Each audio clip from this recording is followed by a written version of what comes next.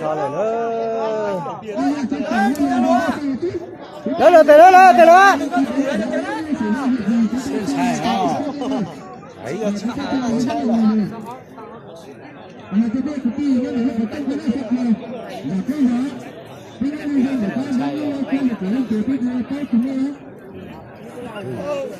tổ thật đấy.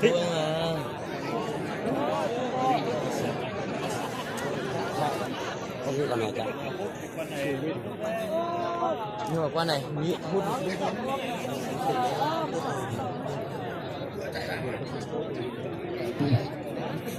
Bà có thì ốc không nên cho bà thì chị ốc không nên nói là mình ra hàng của ông của ý là xong rồi của ai là phản đây thôi thì đừng nên bao nhiêu thôi 70 là tính đủ rồi đó, bây giờ 2 giờ 70 rồi. Với nhau. Đồn cho trưởng coi. Đủ hay trai trên coi đó. Chỉ giờ tôi quyết tâm ta cứ thiết thân tê. Anh cho tôi tê. Đấy, mấy con biết này không được. Biết đánh ấy.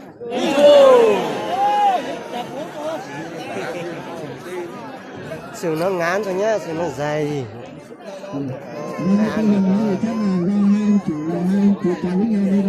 Đấy, đấy, đấy, đấy. Đánh ơi. Đánh ơi. Ô, mẹ con biết này không đủ.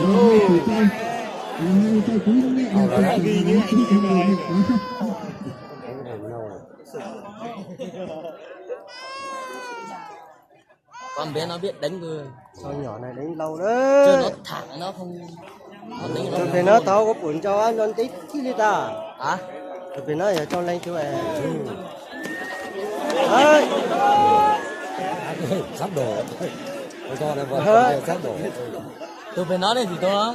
Họ tròn lên vô à? Ôi á. Anh cũng vô à, tròn lên vô rồi. Tròn lên muốn là gì à? Thấy con to quá anh trông bé thôi. Tôi trong lên chỉ làm phu. Tôi nói là tôi người ta cho chúng mình không chơi đấy. Nên đó quá, những lúc đó chỉ nên đó thì những lúc xíu lại hết à. Trong này mùa nó nhiều.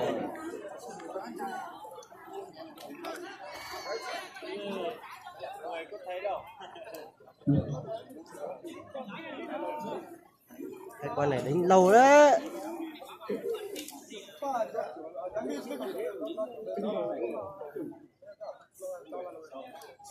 Con bé này xử lý nó móc tốt rồi. Tròn nó.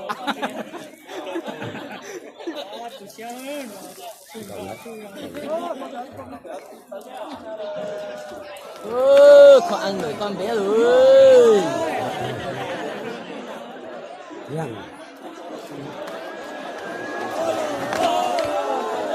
Nhưng mà bánh đánh đó giờ.